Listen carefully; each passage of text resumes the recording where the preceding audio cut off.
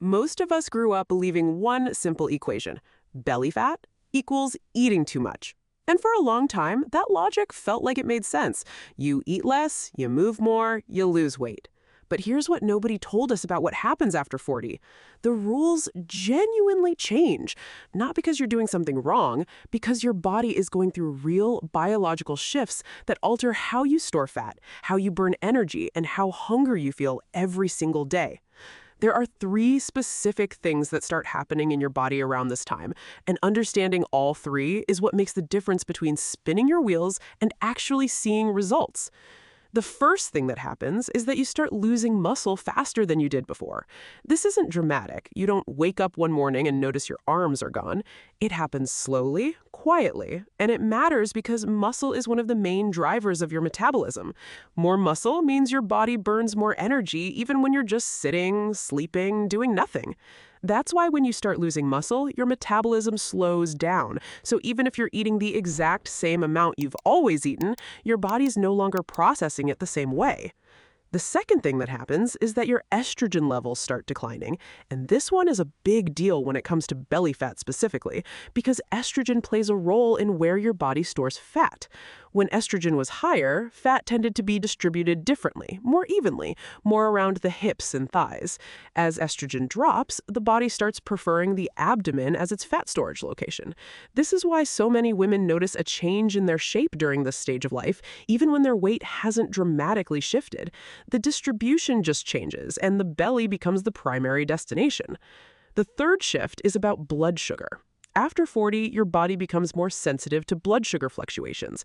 Small spikes that your body used to handle easily now create bigger swings, and those bigger swings lead to more intense cravings, more sudden hunger, and more fat storage, especially around the middle. So you eat something, your blood sugar spikes, it crashes, your body panics and tells you it's starving, and you reach for whatever's closest and most convenient. This cycle happens multiple times a day for a lot of women, and it feels completely out of their control, because honestly, it kind of is when you don't know what's driving it. So when you put all three of these together, you get a situation where your metabolism is slower, your fat is going straight to your belly, and your hunger and cravings are harder to manage than they've ever been before. That's the reality after 40, and that's why the old approach of just eating less doesn't work the way it used to. Here's the reframe that actually helps. After 40, the goal isn't eating less. The goal is eating foods that help your body work better. And that's exactly what these three foods I'm about to share with you do.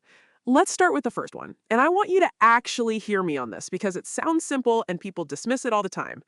Greek yogurt. I know, you've seen it in every health article, you've probably had it in your fridge, but most women think of it as just a lighter snack option, something you eat because it's low in calories. That's not actually why it's powerful. Greek yogurt is powerful because it's a really concentrated combination of protein, calcium, and beneficial bacteria for your gut. And each one of those things matters specifically for what's happening in your body during menopause.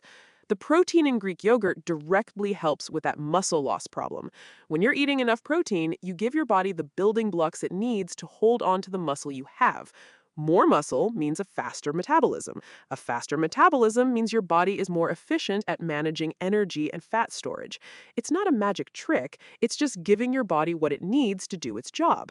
Beyond muscle, protein also makes you feel genuinely full, not that artificial full you get from eating a big plate of low-calorie food where you feel stuffed for 20 minutes and then hungry again before you've even cleaned the dishes.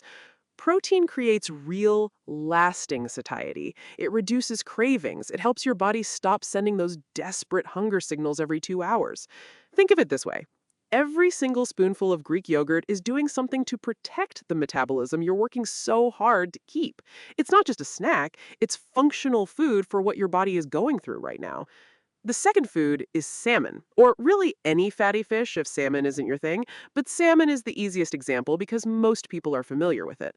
What makes fatty fish different from other proteins is that combination of high-quality protein and omega-3 fatty acids working together. Omega-3s are something that gets talked about a lot in the health world, and honestly, they deserve every bit of that attention, especially during menopause. Here's why they matter. Omega-3s help support your body's ability to manage inflammation. Now, when most people hear inflammation, they think of something acute, like a swollen ankle or a sore muscle after a workout. But there's another kind of inflammation that's slower and more chronic, and it's closely tied to hormonal changes, to metabolic function, to how your body stores fat.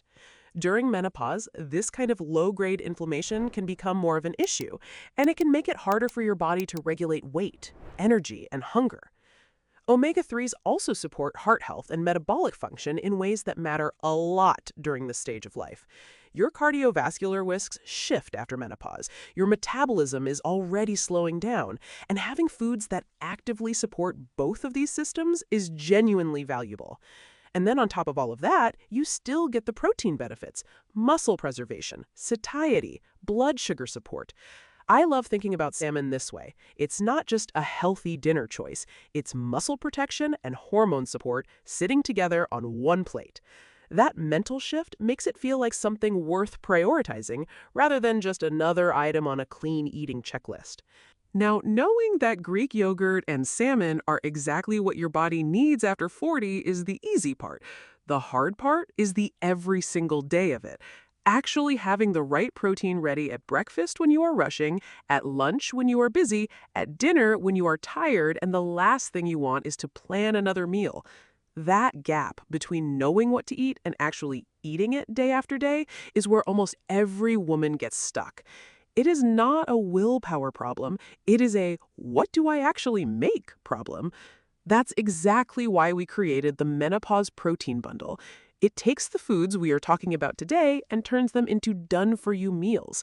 High-protein breakfasts that protect your muscle and steady your blood sugar, lunches and dinners built around exactly this kind of eating, and yes, even desserts and smoothies that satisfy your cravings without the crash. Every recipe is ready in about 10 minutes, there is nothing to track and nothing to count, and every one is designed to work with your body after 40 instead of against it. You just open it and cook.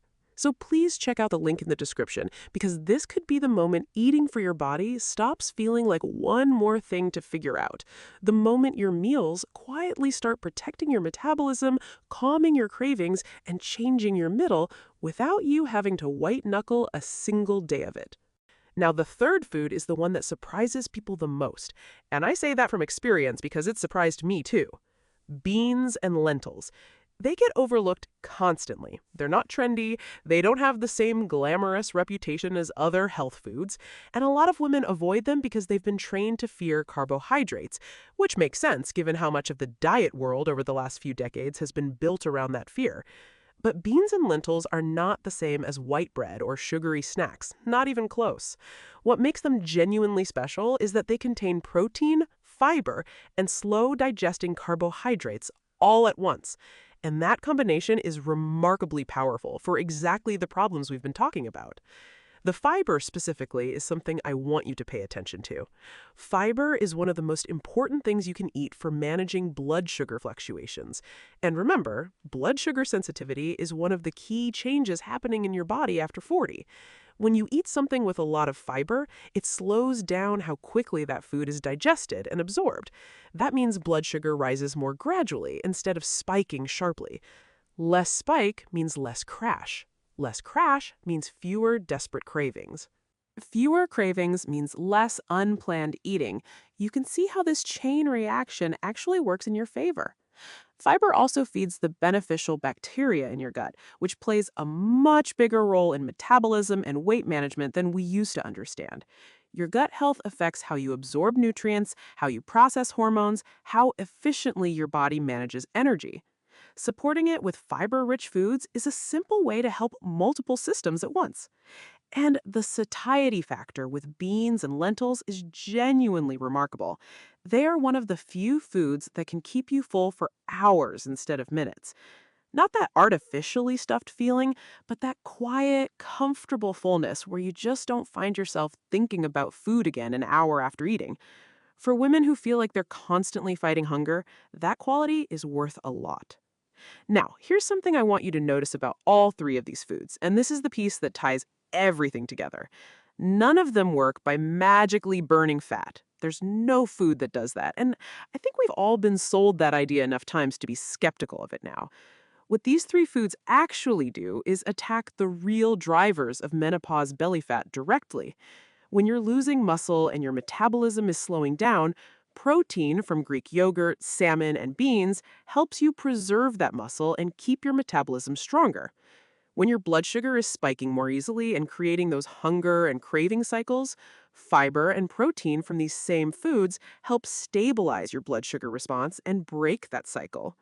When you're constantly hungry and fighting cravings that feel bigger than they used to, the satiety these foods provide helps you feel genuinely satisfied without needing to eat more than your body actually needs.